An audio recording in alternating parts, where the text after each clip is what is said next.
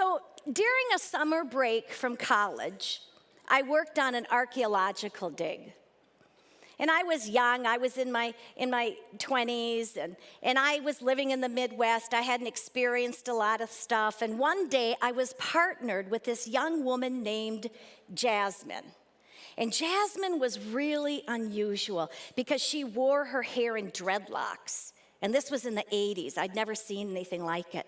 And then she wore the same clothes every day. And she always went barefoot. So she was a hippie, but then she was also from New York City. So for me, that was an oxymoron. Kind of like, when you say pretty ugly or plus size skinny jeans, right? Something just doesn't work. So anyway, that day we were partnered to excavate together. It must have been 110 degrees when we crawled down into this 10-foot deep trench and started digging. And immediately, I realized that Jasmine had the worst BO I have ever smelled in my life. I mean, this was killer body odor, all right? It was that smell, that smelly smell that just smells smelly.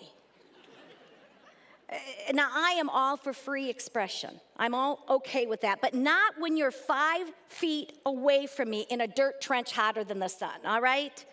So all morning, all I could think of these horrible thoughts about Jasmine. And I had fantasies of rubbing her nose with Lady Speed Stick and burying her in the dirt. So by the time we broke for lunch, I just raced to my car because I wanted to get into a stink-free zone.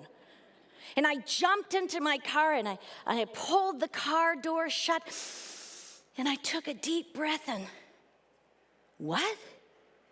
The smell had followed me into the car. I looked behind to see if Jasmine had creeped into the back seat, but no. Wait a minute. It was me. All along, I was the one with a terrible BO. But because of the way Jasmine dressed, because of the way she looked, I never even considered smelling my own pits first. And this is a perfect example of what behavioral scientists call confirmation bias. And confirmation bias is when you seek out information that confirms what you already believe, and you discard any information that contradicts what you believe. And we all do it. We do it with religion. We do it with politics. We do it with people. We do it with change. We make a statement in our head, and then we seek out evidence to prove that that statement is true. We do it at work. We do it with people. We do it with change. We make a statement in our head, and we think that's not going to work. And then we seek out evidence to prove it's true. And if there's a bump in that particular change moment, we're like, aha, I knew it wouldn't work all along. And we all fall into this confirmation bias trap. And we do this because every single day our brain has so much information that it has to process that it automatically seeks out information processing shortcuts. And it seeks out these shortcuts because it's an easy way for our brain to cut down on the amount of work it has to do.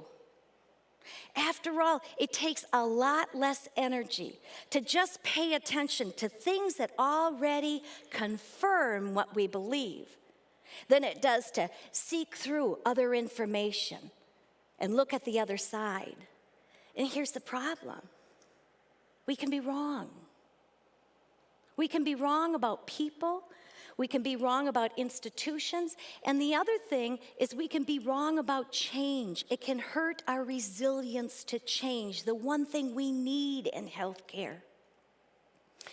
So, how do you counteract confirmation bias? You purposefully consider the other side. Purposefully.